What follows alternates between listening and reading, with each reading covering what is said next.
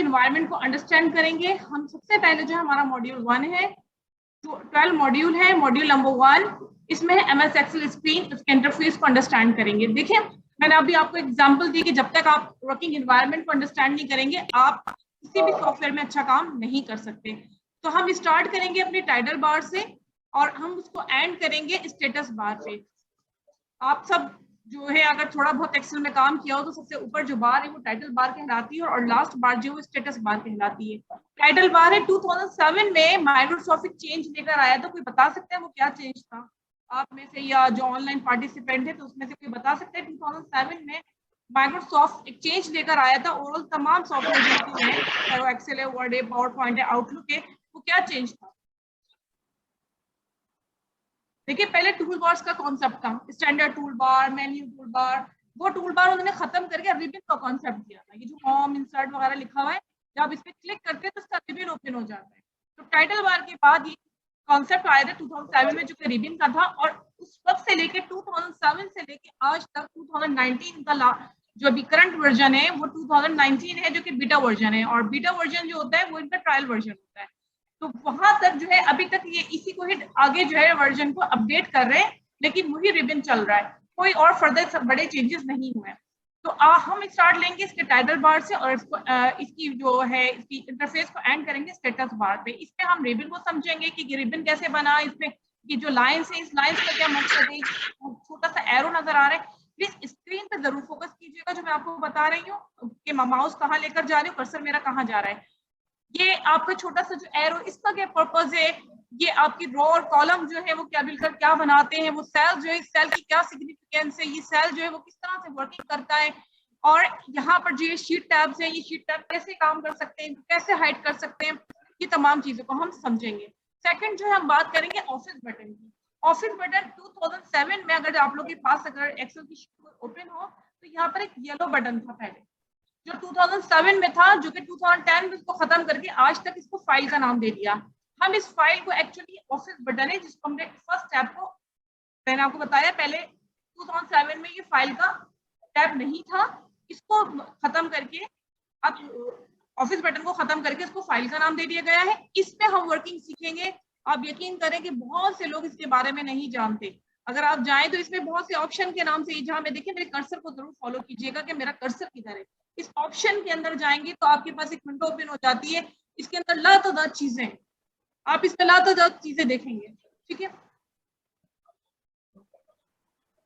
तो हम इसको सीखेंगे, इन चीजों को किस तरह से यूटिलाइज करेंगे। फिर है quick access tool bar. Excel के अच्छे यूजर्स को जो है क्विक एक्सेस टूल बार के बारे में पता नहीं होता। कोई है ऐसा जो quick access tool bar QAT के बारे में जानता हो? प्लीज रिप्लाई करें मुझे। आप तमाम लोग जो ऑनलाइन हुए हैं कोई क्विक एक्सेस टूल बार के बारे में जानते हैं?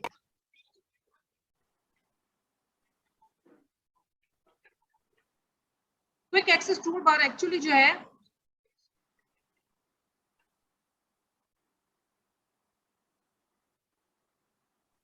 ये आपके पास टॉप पर आ रही होगी, ये चीज जो है आपकी लिखा हुआ customise quick access tool bar, ये एक टूल बार है।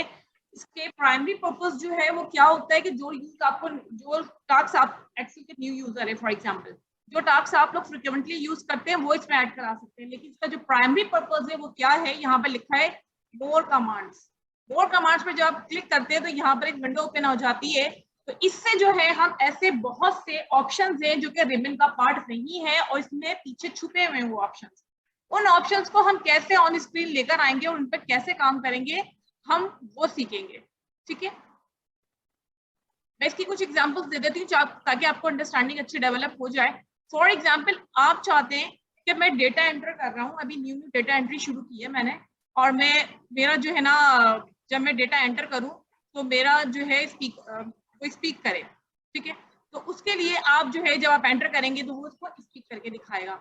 इसी तरह एक है कैमरा टूल। फॉर एग्जांपल ये बड़ा यूजफुल टूल है जो लोग डैशबोर्ड रिपोर्टिंग पे काम करते हैं। ये मैंने कैमरा टूल से ये इसकी जो है पिक्चर बनाई हुई, जो चेंजेस मैं इसके अंदर करती जाऊंगी वो यहाँ पर इसके अंदर नजर आते जाएंगे, ठीक है। आप देख रहे हैं कि जो ये तमाम चेंजेस जो है यहाँ पर नजर आ रहे हैं। कैमरा टूल है। ऑटो करेक्ट का मतलब क्या होता है, क्योंकि मेरा पीसी चेंज हुआ है तो ये मेरा इसमें शायद अप्लाई ना हो, क्योंकि ये शीट जिसमें सेव की जाती है ये वहीं पे अप्लाई होता है, अदरवाइज ये अप्लाई नहीं होता, ठीक है। ये आपका जो है ऑटो करेक्ट का ऑप्शन क्या होता है, नॉर्मली वर्ड में होता है ऑटो करेक्ट, यानी मैंने एनबीपी लिखा है तो पूरा नेशनल बैंक ऑफ पाकिस्तान लिखा हुआ आ जाए, ये वर्ड में होता है, एक्सेल में आपके सामने नहीं होता। और बहुत से लोग परेशान होते हैं कि यार इतना लंबा national bank of Pakistan type करना पड़ रहा है या पाकिस्तान इंटरनेशनल एयरलाइन टाइप करना पड़ रहा है। तो आप जो है यहाँ पर ऑटो करेक्ट का ऑप्शन किससे उठाएंगे, क्विक एक्सेस टूल बार से। वो कैसे उठाएंगे कि ड्यूरिंग हम ट्रेनिंग आपको बताएंगे। ईमेल का ऑप्शन बड़ा अच्छा है, आप चाहते हैं कि मैं क्लिक करूं तो मेरी जो ये शीट है ये आउटलुक से अटैच हो जाए, तो ये ईमेल का ऑप्शन कहाँ से उठेगा, ये भी क्विक एक्सेस टूल बार से उठेगा। स्पीक सेल्स का ऑप्शन ये भी कहा कि आप डेटा एंटर करते जाओ और आपको जो रीड करके बताता जाए कि आप क्या एंटर कर रहे हैं, ये भी आप कहाँ से उठाएंगे, क्विक एक्सेस टूल बार से। तो तकरीबन हम जो है 20 से 25 टूल्स जो है हम क्विक एक्सेस टूल बार के हम ऑप्शन सीखेंगे ड्यूरिंग ट्रेनिंग। ठीक है, ये आपका मॉड्यूल 1 था जिसके अंदर हम क्या सीखेंगे, का इंटरफेस,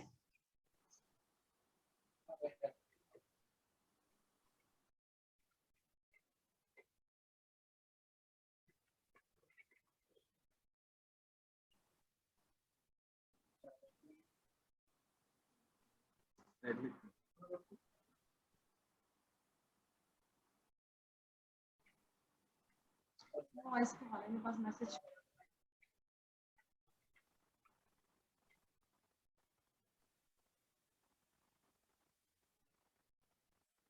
कुछ लोगों को व्यू नहीं है।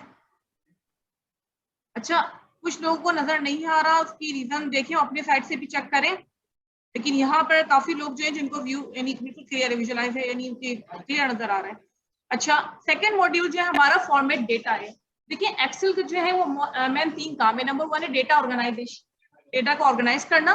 नंबर 2 डेटा को फॉर्मेट करना। नंबर 3 जिसके लिए मोस्ट पॉपुलर है दुनिया भर में है वो डेटा की कैलकुलेशन। ठीक है, कैलकुलेशन के लिए तो डेटा फॉर्मेटिंग इसका बहुत ही अहम टूल है। तो फॉर्मेट डेटा के अंदर हम सिंपल फॉर्मेटिंग सीखेंगे, कंडीशनल फॉर्मेटिंग सीखेंगे और एडवांस फॉर्मेटिंग सीखेंगे। तो कंडीशनल फॉर्मेटिंग एक्चुअली हमारे पास जो है सिंपल फॉर्मेटिंग क्या है कि हम क्या है होम टैब पे हमने जो है इनको सेल्स को फॉर्मेट करना सीखेंगे कि सेल हमारा कैसे फॉर्मेट होगा। इसमें एक बहुत इंपॉर्टेंट चीज है, अगर आप लोग जानते हो ये बात कि एक्सेल के अंदर एक चीज है आपके पास,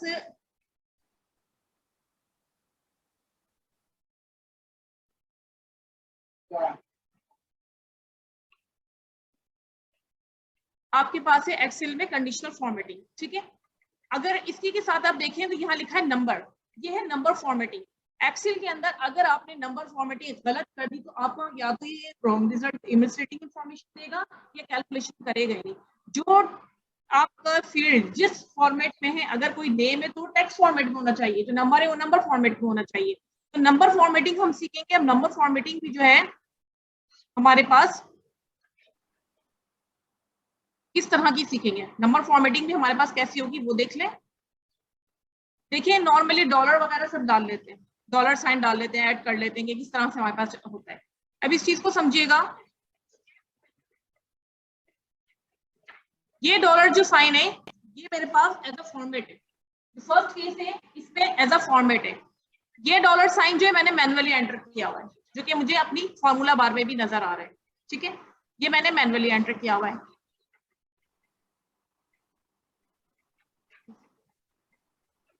ये जो कि मुझे नजर आ रहा है। अगर मैं इसके ऊपर जो है सम का फॉर्मूला अप्लाई कर रही हूँ,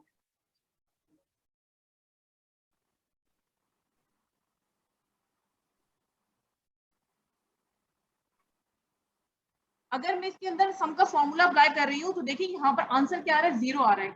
यहाँ फिर क्या आ रहा है, इसका आंसर जब मैंने सम किया तो सम शो कर रहा है क्योंकि मैंने यहाँ पर जो है इसको एज अ फॉर्मेट डाला है।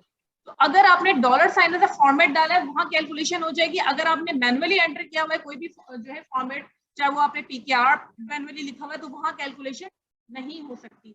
तो हम क्या सीखेंगे, हम नंबर फॉर्मेटिंग सीखेंगे सबसे पहले। अच्छा, नंबर फॉर्मेटिंग में भी दो चीजें, कुछ चीज नंबर फॉर्मेट जो वो बिल्ट इन है, बहुत से नंबर फॉर्मेट है जो बिल्ट इन नहीं है। फॉर एग्जांपल पीकेआर को हम नहीं जानते, आरएस को जानते हैं, रुपीस को जानते हैं, हम रुपीस को कैसे ऐड करवाऊंगी वो सीखेंगे हम। ये फॉर एग्जांपल केजी लगाना है, हमें सीएम सेंटीमीटर लगाना है, तो वो चीजें सीखेंगे। बहुत इंटरेस्टिंग लार्ज नंबर्स को डील करने का तरीका कि हमें देखना है कि हमारे मेरे बॉस कहते हैं कि भाई मुझे तेरा ये इतने लंबी लंबी फिगर नजर ना है, शॉर्ट में 2 मिलियंस 86 मिलियंस, तो हम थाउजेंड्स में, मिलियंस में, बिलियंस में कन्वर्ट करना सीखेंगे। इसके अलावा हम ये सीखेंगे कि अगर हमारा डेटा मल्टीपल टाइप का है, यानी मेरा बॉस कह रहा है कि नहीं आपने जो है जहाँ पे छोटी फिगर है वहाँ मिलियन लिखा, सॉरी 1000 लिखा हुआ है, अगर उससे बड़ी है तो मिलियन लिखा हुआ है, उससे ज्यादा बड़ी है तो बिलियन लिखा हुआ है। तो इस तरह से डेटा को फॉर्मेट करना सीखेंगे और ये बड़ी इंटरेस्टिंग जो बड़ी यूजफुल होने वाली है।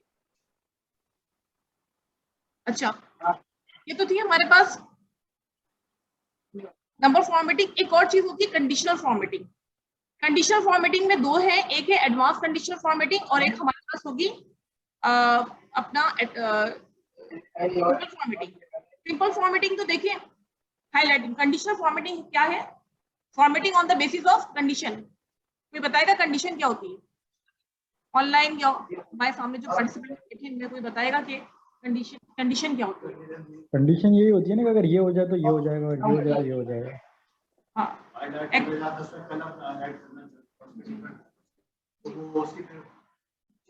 देखिए एक होता है conditional logic, conditional formatting. Condition is actually your criteria.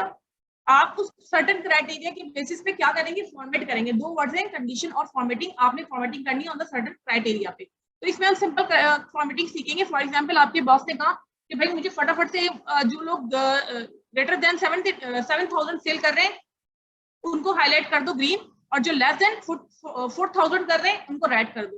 तो ऐसी ये फॉर्मेटिंग आप इससे सीखेंगे। होम टैब पे जाके कंडीशनल फॉर्मेटिंग से सीखेंगे। तो अब ये फॉर्मेटिंग एक क्लिक के ऊपर हो जाती है, एक क्लिक के ऊपर ये हम सीखेंगे। इसके अलावा टॉप टू बॉटम रूल्स। आपके बॉस ने कहा जो 100 टॉप 10 आइटम्स हैं, टॉप 10 जो सेल्स करने वाले बंदे उनको हाईलाइट करके लिया है।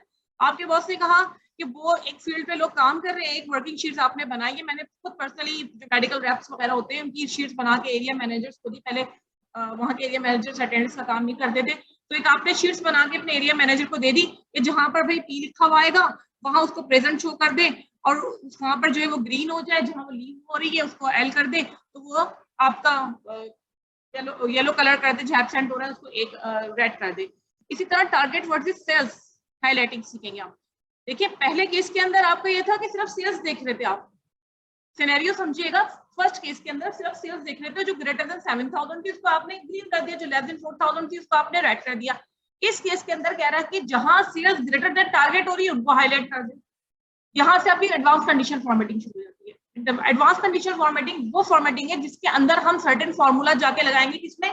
कंडीशन फॉर्मेटिंग में। होम टैब पे जब हम जाते हैं तो यहाँ पर एक्चुअली क्या आ जाता है? कंडीशन फॉर्मेटिंग आ जाती है हमारे पास।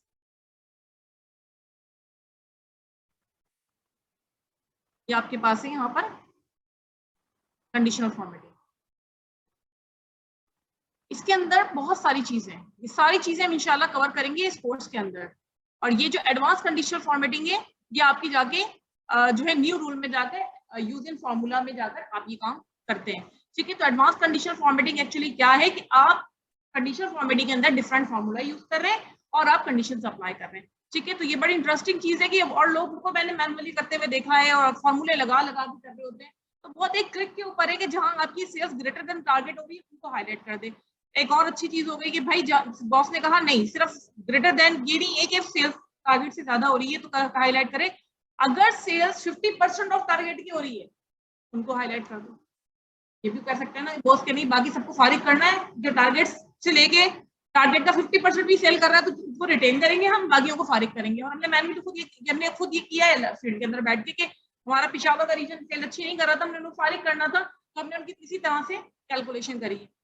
फिर एक और चीज होती है डेटा बार्स। डेटा बार्स यही सेल्स को मैंने यहाँ पे करा है। अभी सेल्स को मैंने, मेरे बॉस जो है उनको सेल्स देखनी है, अब वो एक एक सेल का फिगर नहीं देखेंगे जाके, वो पैटर्न्स को फॉलो कर लेंगे। ये पैटर्न है पूरा, ये वैल्यूज देखने के बजाय वो पैटर्न देख लेंगे। ये मेरे पास कहाँ से आ रहा है? ये डेटा बार्स से आ रहा है। ये डेटा बार्स बनाना सीखेंगे हम, कलर स्केल्स बनाना सीखेंगे, आइकन स्टाइल्स कि इनको तो रखना है जिन पर टिका रहा है, बाकियों को फारिग करना। मेरा क्राइटेरिया ये है कि जिनकी सेल्स इस सर्टेन रेंज पे मीट करेगी उनको तो टिक कर दूं, बाकियों को क्रॉस कर दूं, फारिग करो इन सबको। तो ये जो है ये आपको ये चीज सिखाई जाएगी इसके अंदर। ठीक है, ये मेरी एडवांस कंडीशनल फॉर्मेटिंग थी। तो फॉर्मेटिंग के अंदर हम सिंपल फॉर्मेटिंग सीखेंगे, कंडीशनल फॉर्मेटिंग जिसमें फॉर्मूला इस्तेमाल नहीं हो रहा, और एडवांस कंडीशन फॉर्मेटिंग जिसके अंदर फॉर्मूला इस्तेमाल किया जा रहा है। डेटाबेस डेटा मैनेजमेंट टूल बहुत ही इंपॉर्टेंट टॉपिक है ये, और आप यकीन करें कि अच्छे अच्छे लोग जो है ना डेटाबेस अच्छा नहीं बना पाते। इवन के लोगों को ये कंसेप्ट नहीं है कि व्हाट इज डेटा, डेटाबेस ना, वो डेटा से प्रॉपर फेमिलियर है वो कहते हैं कुछ भी लिखा हुआ वो डेटा है, ऑफ कोर्स वो है डेटा, लेकिन डेटा बेस जो होता है actually the combination of rose and column. इसको मजीद हम जो है कंप्यूटर के जमाने में भी समझेंगे चीजों को, तो हम डेटा मैनेजमेंट टूल्स हम सीखेंगे कि कौन कौन से। अच्छा, इसमें बहुत से टूल्स मैंने रखे हैं जो कि आपके ब्रोशर में मेंशन नहीं है, हम इंशाल्लाह वो भी कवर करेंगे। तो इसमें डेटाबेस मैनेजमेंट टूल्स के अंदर स्टार्ट अपना जो करेंगे सॉर्टिंग से, ठीक है, सॉर्टिंग से स्टार्ट करेंगे। सॉर्टिंग नॉर्मली लोगों को आती है, जो बिगनर्स हैं उनको भी ज्यादातर को कॉन्सेप्ट है कि सॉर्टिंग क्या होती है। और लेवल वाइज सॉर्टिंग, एक और मजे की रिपोर्ट बनाना सीखेंगे which is also based on sorting. जब तक आपको सॉर्टिंग नहीं आएगी, सब टोटल रिपोर्ट बनाने नहीं आएगी। आप एचआर डिपार्टमेंट में, फॉर एग्जांपल ये फाइनेंस डिपार्टमेंट में आपके बॉस ने आपसे कहा कि भाई एक एम्प्लॉयज की शीट है जो सैलरी ले रहे हैं, इनको पहले इनको जो है जहां भी डिपार्टमेंट चेंज हो रहा है उनकी सैलरी का सम करके ला दो एक मिनट के अंदर अंदर।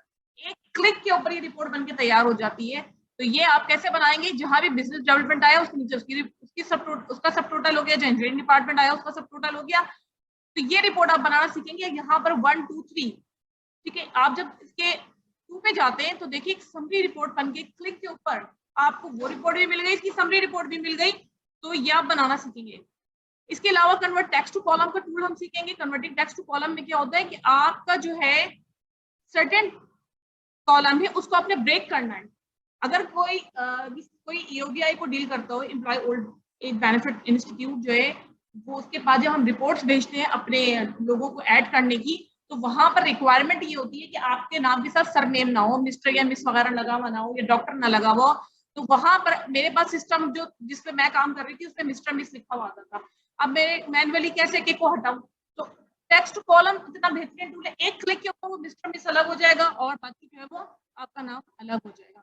ठीक है, या आपको मजीद जो है इस नाम को ब्रेक करना, फर्स्ट नेम और सेकंड नेम में, तो वो भी आप टेक्स्ट कॉलम से कर सकते हैं। इसके अलावा जी बिल्कुल, कॉन्केटेनेशन का फॉर्मूला है तो वो कंबाइन भी हो सकता है, वापस अपनी असली शक्ल में भी आ सकता है। रिमूव डुप्लीकेट्स में वो भी इंतजार कर रहे, मुझे मैसेज कर रहे थे एडमिट ऑन ये थोड़ी बात है, मैं इशारा करूं तो कर। अच्छा, मैं एक दफा फिर पूछ रही है, तमाम लोगों को आवाज आ रही है, स्क्रीन नजर आ रही है? जी अच्छा, अब ये है कि हमारे पास यहाँ पर जो है रिमूव डुप्लीकेट्स का एक ऑप्शन होता है। रिमूव डुप्लीकेट्स क्या करता है, अगर आपका एम्प्लॉय कोड है वो यूनिक है, सीएनएस यूनिक है, आपका सेल नंबर जो है वो यूनिक होता है, तो वो रिपीट तो नहीं हो रहा, उसको चेक करना है, तो उसके लिए रिमूव डुप्लीकेट फ्लैश फिल बहुत पॉपुलर है। ये 2016 में इन हुआ था। आपके पास साइंसॉफ्ट का पार्ट बनना, इसमें क्या है कि मेरे पास है सीमा नाज, मैं चाहती हूँ कि मेरा नेक्स्ट कॉलम में मिस सीमा नाज लिखा हुआ है, और जब मैं इसको सिलेक्ट करके नीचे तक जाऊँ तो फ्लैश फिल से सारा खुद ही फिल हो जाए। मैं फर्स्ट सेल पे खुद मैनुअली टैप करूंगी, बाकियों को सिलेक्ट करूंगी, सिलेक्ट करके मैं जब इसको फ्लैश फिल पे क्लिक करती हूँ तो ये सारा खुद ब खुद नीचे तक फिल हो जाएगा। दैट्स अ फ्लैश फिल, और ये सिर्फ इसमें इस्तेमाल नहीं होती, फॉर्मूला में भी इस्तेमाल होता है। ठीक है, तो ये कुछ मैनेजमेंट, ये डेटा मैनेजमेंट टूल सीखेंगे। इसके अलावा हम सीखेंगे फिल्टर। फिल्टर लोगों को बहुत अच्छी तरह से आता है, लेकिन एक चीज होती है एडवांस फिल्टर। किसी ने यूज किया एडवांस फिल्टर? बहुत अच्छा टूल है एडवांस फिल्टर का। डेटा फिल्टरिंग टूल्स में फिल्टर हम करना सीखेंगे। बाद लोगों को नंबर फिल्टर्स नहीं आता, हम नंबर फिल्टर भी सीखेंगे, और इसके बाद जो है हम इसको एडवांस फिल्टर भी सीखेंगे। ठीक है, तो फिल्टर बहुत आसान है। फिल्टर आपको वही किसी सर्टेन क्राइटेरिया की बेसिस पे आप अपनी रिपोर्ट को फिल्टर कर रहे हैं, लेकिन एडवांस फिल्टर क्या है, अगर किसी ने फिल्टर यूज किया हो तो आपने देखा होगा कि वो फिल्टर क्या करता है, जस्ट आपकी रॉस को हाइड कर देता है। लेकिन एडवांस फिल्टर है, मैं इसको रिपोर्ट बनाना चाह रही हूँ कि मेरी सर्टेन क्राइटेरिया पर जहां सेल्समैन मारिया हो और नॉर्थ रीजन को प्रोडक्ट मेरी फास्ट कार हो और सेल्स मेरी ग्रेटर देन इक्वल टू 6000 हो रही हो, रिपोर्ट फिल्टर करके बराबर में आ जाए, तो मैंने इसको मैक्रो से, ये शायद उनके पास ना रन हो सके क्योंकि मेरे पास मैक्रोस बनी हुई है, कोशिश कर देती हूँ। ये मैक्रोस पैनल्स की बनाई हुई थी। तो बहरहाल ये कि ये लॉन्ग फॉर्म रिपोर्टिंग कहलाती है। तो इस रिपोर्टिंग के जरिए जो है हम इसको एडवांस फिल्टर को यूज करते हुए हम इसकी रिपोर्ट जो है जनरेट कर सकते हैं। ये इसकी मैं आपको ईमेल भी कर दूंगी, वहां पे जब रेफरेंस वगैरह को यूज करेंगे। इसमें अभी नहीं हुई है इस वक्त मैक्रोस। तो हम फिल्टर सीखेंगे, एडवांस फिल्टर सीखेंगे। इसके अलावा हमारे पास एक चीज है कंसोलिडेट। कंसोलिडेट क्या होता है, आपके पास मल्टीपल शीट्स आ रही हैं, मल्टीपल डेटाबेस आ रहे हैं, उन मल्टीपल डेटाबेस को या मल्टीपल जो आपके शीट्स हैं उनको कंसोलिडेट का मतलब होता है एक जगह पर लाना। उनका तमाम डेटा को आप सम करके एक जगह पे ला रहे हैं। फॉर एग्जांपल ये एबीसी है कंपनी, ये एबीसी बंदा है, ये उस फला फला सेल में सेल की, ये एबीडी की है, और ये ABC की है, आप चाह रहे हैं ये सात तीनों कंसोलिडेट होके सम होके एक जगह पर आ जाए, तो वहां पर हम कंसोलिडेट करना का एक टूल यूज करते हैं जो कि डेटा के अंदर है, वो हम सीखेंगे। इसके अलावा जो है ऑडिटिंग वर्कशीट सीखेंगे कि डेटा को वैलिडेट कैसे किया जाता है, ठीक है। What if analysis, what if analysis क्या होगा अगर ऐसा हो जाए तो, ठीक है।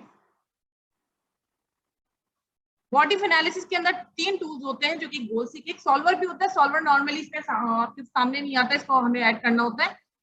गोल सीक, डेटा टेबल्स और सिनेरियो मैनेजर। गोल सीक क्या होते हैं, एक वैल्यू को अगर मैं अपनी रिक्वायरमेंट के मुताबिक गेन करना चाह रही हूँ वैल्यू को, तो वहां पे हम गोल सीक यूज करते हैं। ये सारी बड़ी गोल सीक, ठीक है। डेटा टेबल्स, डेटा टेबल्स आपका ये इस तरह के टेबल्स डायनामिक टेबल क्रिएट करने के लिए यूज हो रहा होता है, ठीक है। ये भी बहुत अच्छी चीज है, और इसमें जो है आपका एक क्लिक के ऊपर जो है आपको डेटा की तमाम फोरकास्टिंग वगैरह के लिए चीजें भी यूज हो रही होती है, बहुत अच्छा होता है। सिनेरियो मैनेजर, ये भी फोरकास्टिंग के लिए यूज हो रहा होता है। सिनेरियो मैनेजर का मतलब ये डिफरेंट सिनेरियोस हम बनाएंगे। फॉर एग्जाम्पल मेरा एक बुक स्टोर है, मैंने कहा कि मैं 60% 80% पे इतनी बुक सेल कर रही हूँ, 20% पे इतनी बुक सेल कर रही हूँ। अगर मैं 60% हाईएस्ट सेल कर दूँ तो मेरे पास क्या प्रॉफिट आएगा। इसी तरह डिफरेंट सिनेरियोस मैंने बनाए, डिफरेंट सिनेरियोस बनाकर जो है हम क्या करेंगे, अपना प्रॉफिट मार्जिन या अपनी जो है रिजल्ट देखेंगे कि क्या हो सकता है, ठीक है। ये हम देखेंगे, ये थोड़ी कॉम्प्लिकेटेड चीजें होती है, या शायद हो सकता है कि आपको ड्यूरिंग जो है डेमो समझ में ना आए, काफी टिपिकल चीजें हैं, और इसके लिए थोड़ा सा जो है ना आपका मैथ थोड़ा सा स्ट्रॉन्ग होना जरूरी है, ठीक है। वर्किंग विथ लिस्ट, लिस्ट क्या होता है, अगर आप लोगों ने देखा हो कि अगर आपने सिस्टम में एंटर करते हैं हम 2 4 5 तो एक टेबल जनरेट हो जाता है। मंडे ट्यूसडे वेडनेसडे लिखा तो जनरेट हो जाता है। मैं चाहती हूँ मेरी एम्प्लॉयज की लिस्ट हो, जब मैं इसको एक बंदे का नाम लिखूं ड्रैग करूं तो पूरी लिस्ट मेरे सामने बनकर आ जाए, एम्प्लॉय की लिस्ट बनकर आ जाए। ये तमाम चीजें जो है लोगों का जवाब, अगर मैं किसी से पूछूं मैंने MON लिखा और तो इसी तरह से शॉर्ट करके लिखूं, क्या मैं ड्रैग करूं तो सारे फॉर्मेट में लिखूं आ जाएगा? इसका जवाब होता है नहीं। जो चीजें इसकी डिक्शनरी में, एक्सेल की डिक्शनरी में मौजूद है वही ये लेकर उठाएगा, अदरवाइज नहीं उठाएगा। तो वो लिस्ट कैसे बनती है वो बनाना सीखेंगे इस ट्रेनिंग के अंदर, इस ट्रेनिंग में, ठीक है।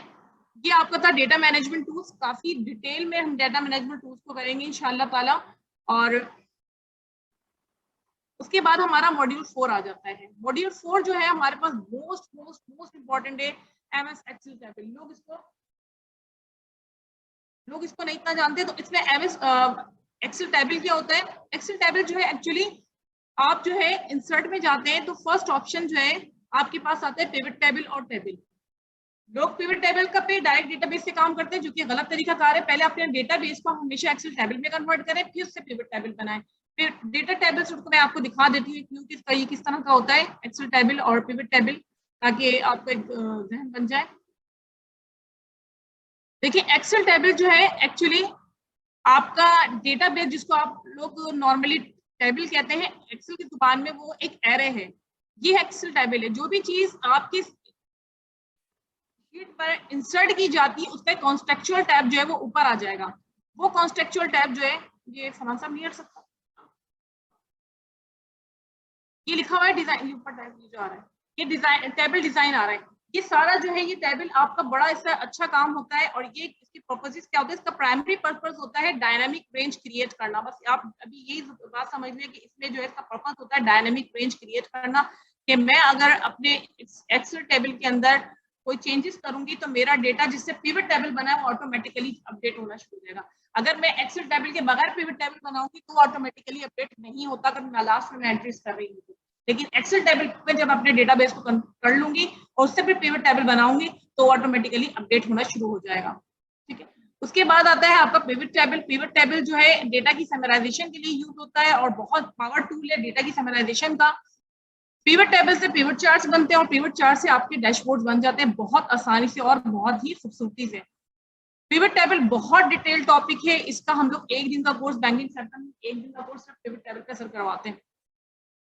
तो मैं शॉर्ट्स आपको बता रही हूँ कि ये मेरा एक डेटाबेस है जो कि अच्छा खासा हैवी डेटा है और इसको मैंने समराइज फॉर्म में जो है इसको किया हुआ है। ये डिपेंड करता है आपकी रिक्वायरमेंट क्या। आपके बॉस ने कहा कि सनराइज जो जोसेफ लॉरेंस मारियो मैटेंस की जो है आपने सेल्स का सम दिखा देना है और उसका प्रॉफिट और लॉस दिखाना है, तो आप एक क्लिक के अंदर, आप यकीन नहीं करेंगे, विद इन सेकंड्स जो है आप ऐसी रिपोर्ट्स बना सकते हैं, उनको ऊपर नीचे करके और मुख्तलिफ तरीकों से इसको आप जिस तरह से दिखाना चाहें आप दिखा सकते हैं। इनका परसेंटेज, इनको क्वार्टाइल में, इनको हर तरह से जो है हम इनको शो करवा सकते हैं।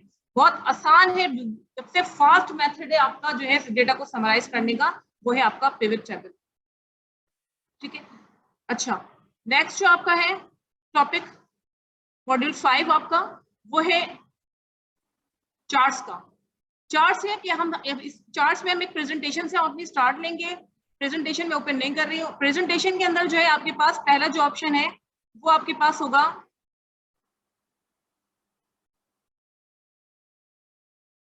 अच्छा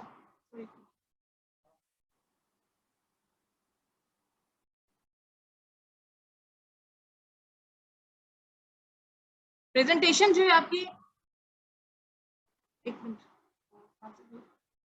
स्क्रीन सबको व्यू हो रहा है? हम अपनी प्रेजेंटेशन स्टार्ट लेंगे चार्ट्स पे, बट चार्ट को हम पहले समझेंगे कि हमारे चार्ट क्या होते हैं, ग्राफिकल रिप्रेजेंटेशन ऑफ डेटा है, चार्ट्स के मुख्तलिफ पार्ट्स को हम समझेंगे, कितने टाइप्स के चार्ट्स होते हैं, एम्बेडेड चार्ट्स क्या होते हैं, और जो डायनामिक चार्ट्स हैं वो क्या होते हैं, स्टैटिक चार्ट समझेंगे, डिफरेंट किस्म के चार्ट्स हम देखेंगे। इसके अलावा हम डिफरेंट चार्ट्स पे हम वर्किंग भी करेंगे। ठीक है, डिफरेंट चार्ट्स पे हम वर्किंग करेंगे, हम देखेंगे कि डिफरेंट चार्ट्स जो है वो किस तरह से हम बनाए जा सकते हैं, और इन चार्ट्स को जो है इनके सर्टेन जो टाइटल है उनसे हम लिंक करना सीखेंगे। फॉर एग्जांपल XYZ जो भी कंपनी है, अगर मैं यहाँ पर मैं एंटर करूँ तो उसका ऑटोमेटिकली चेंज हो जाए। हम 3D चार्ट बनाना सीखेंगे, हमारा 3D चार्ट है, हम उसको बनाना सीखेंगे। इस तरह के चार्ट्स कैसे बनाए जा सकते हैं एक्सेल के अंदर। इसके अलावा हमारे पास जो होते हैं इंसर्ट चार्ट्स होते हैं। इंसर्ट चार्ट्स का होता है आपके बॉस ने कहा मुझे एक सेल के अंदर चार्ट आप बनाकर दिखा दें, एक खास सेल्स का रिकॉर्ड है जो कि एक सेल के अंदर आपने बनाना है, तो वो आप कैसे बनाएंगे? ये आपके इंसर्ट चार्ट्स हैं।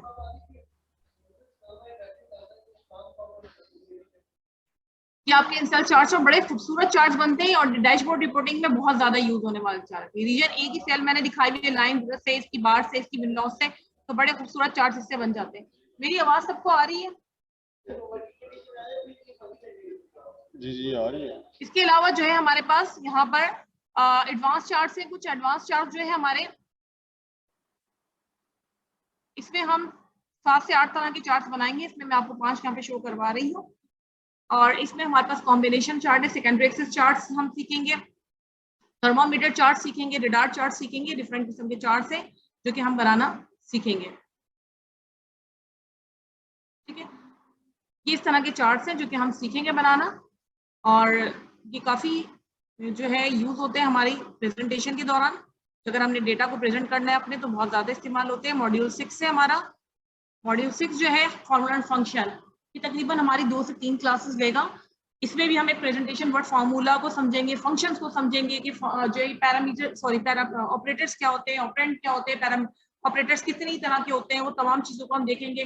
फिर फार्मूले को हाइड करना, उनको डिफरेंट जो है फार्मूले को मूव करना, कॉपी करना, ये तमाम चीजें सीखेंगे। नेम मैनेजर, नेम मैनेजर को लोग नहीं जानते, अच्छे एक्सेल के यूजर नेम मैनेजर को नहीं जानते। देखें अब यहाँ पर आते हैं, जहाँ मेरा कर्सर है, ये है नेम बॉक्स।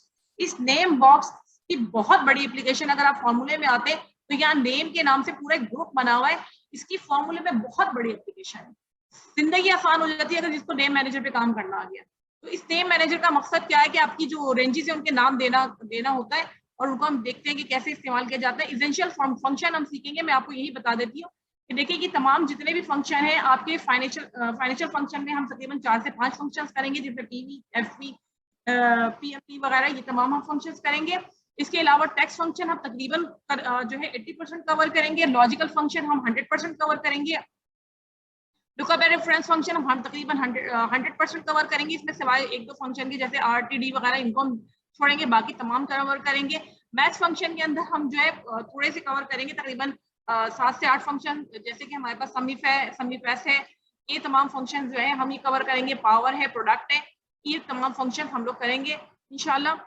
और डेट एंड टाइम है, डेट एंड टाइम के भी ज्यादातर फंक्शन हम करेंगे। इसमें कुछ फंक्शन जो प्रोजेक्ट मैनेजमेंट के हवाले से होते हैं उनको हम छोड़ेंगे, बाकी हम तकरीबन 100% ये हमारे जो है फंक्शन यूज होंगे। ठीक है, इसके बाद मॉड्यूल 7 जो है आपका, ये है शीट प्रोडक्शन। शीट प्रोडक्शन का मतलब ये है कि आप अपनी पूरी शीट को कैसे प्रोटेक्ट करेंगे कि आपकी शीट कोई देख ना सके, आपकी पूरी बुक ना ओपन हो सके, आपकी शीट के ऊपर कोई छेड़छाड़ ना कर सके, कोई एडिटिंग ना कर सके, आपकी वर्कबुक को कोई कॉपी पेस्ट ना कर सके, कोई शीट जो वो डिलीट ना कर सके, ये तमाम चीजें आप सीखेंगे। हम सेल की प्रोडक्शन से स्टार्ट लेकर पूरी वर्कबुक की प्रोडक्शन पर आएंगे, ठीक है। इसके बाद जो है आप मॉड्यूल 8 के अंदर लिंकिंग टूल्स सीखेंगे। ये बहुत अहम चीज है। लिंकिंग टूल्स के अंदर आपके पास जो है इसमें एक हाइपरलिंक, सभी जानते हैं हाइपरलिंक है, हम एक कंडीशनल हाइपरलिंक भी सीखेंगे कि कंडीशनल हाइपरलिंक कैसे बनाया जा सकता है।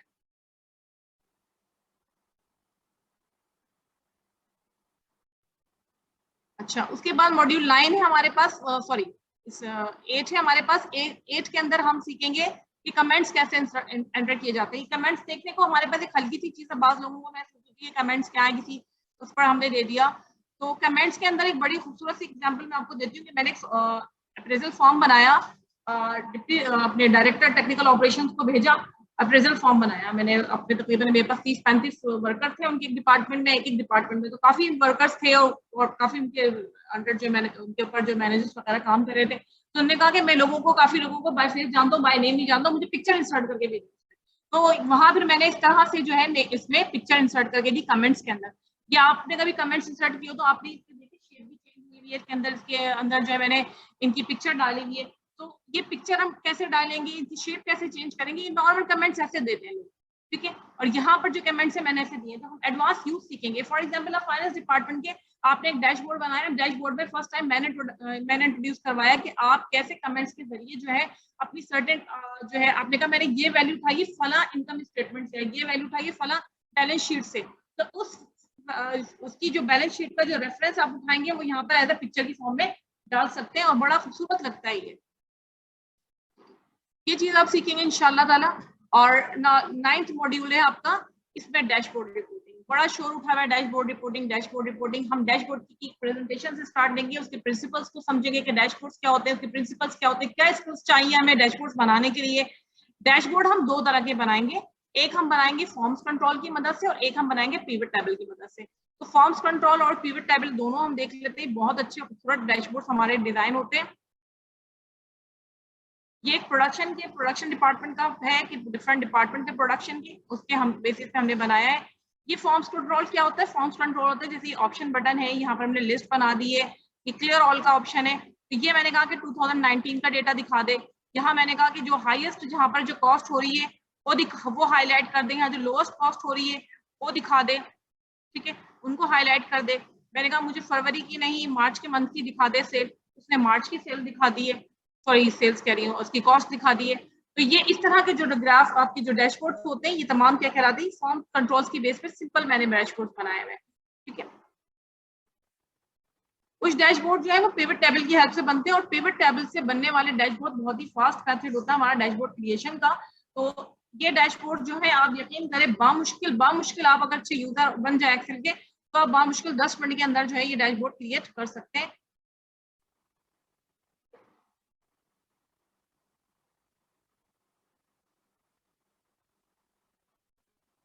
देखिए ये डैशबोर्ड बना हुआ है और आप यकीन करें कि हैवी से हैवी डेटा का डैशबोर्ड जो है आप बामुश्किल 10 मिनट के अंदर बना लेंगे। तो ये सिर्फ आपको एक दफा इसकी थीम को समझना है कि मैंने कहा 2005 का दिखा दे रिकॉर्ड, 2006 का रिकॉर्ड शो कर दे। डैशबोर्ड जो है आपकी रिक्वायरमेंट के मुताबिक, आपकी बॉस की रिक्वायरमेंट के मुताबिक बनाया जाता है।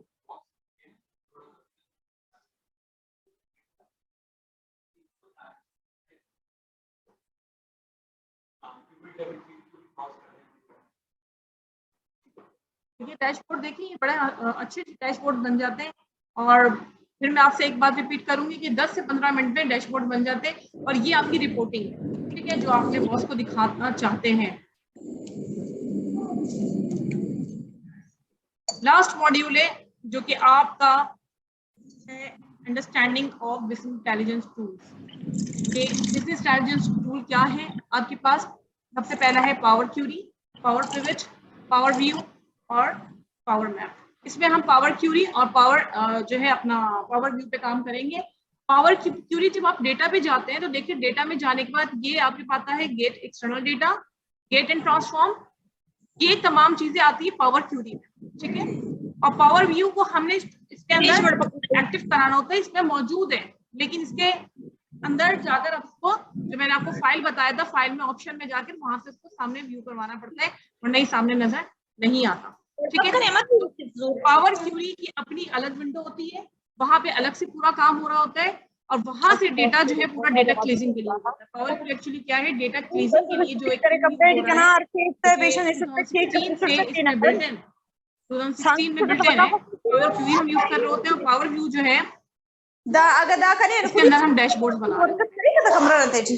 मैं पावर व्यू का डैशबोर्ड आपको दिखा दूं ताकि जो है ना आपको क्लियर हो जाए। पावर व्यू चलेगा ना? अच्छा, पावर व्यू के अंदर जो हम डैशबोर्ड्स बनाते हैं उसके लिए आपके पास सिल्वर लाइट का होना जरूरी है।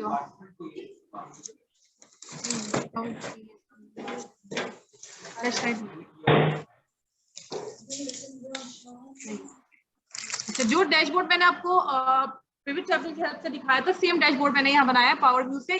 उससे फायदा क्या होता है पावर व्यू का, कि पावर व्यू में आपको वर्किंग कम हो जाती है डायरेक्ट, और बहुत क्लिक के ऊपर जो है आप लोग वहाँ पे 10 मिनट में बन रहा है डैशबोर्ड के 5 मिनट में बनता है। ये था हमारा ओरिएंटेशन इस क्लास की। हमने मॉड्यूल 1 से लेकर 10 तक को डिस्कस किया, बाकी 11 और 12 के बारे में थोड़ा सा क्लास बता देंगे। अच्छा, 11 मॉड्यूल के अंदर हम सीखेंगे कि हम अपने डैशबोर्ड्स को जो हमने बनाए हैं, ये चार्ट जो बनाए हैं, उनको पीपीटी फॉर्म में कैसे लेकर आया जाएगा, उसको कैसे डायनामिक किया जाएगा। तो उसको हम अपनी प्रेजेंटेशन का सीखेंगे कि हम अपने जो डैशबोर्ड से कैसे उनको प्रेजेंट करें।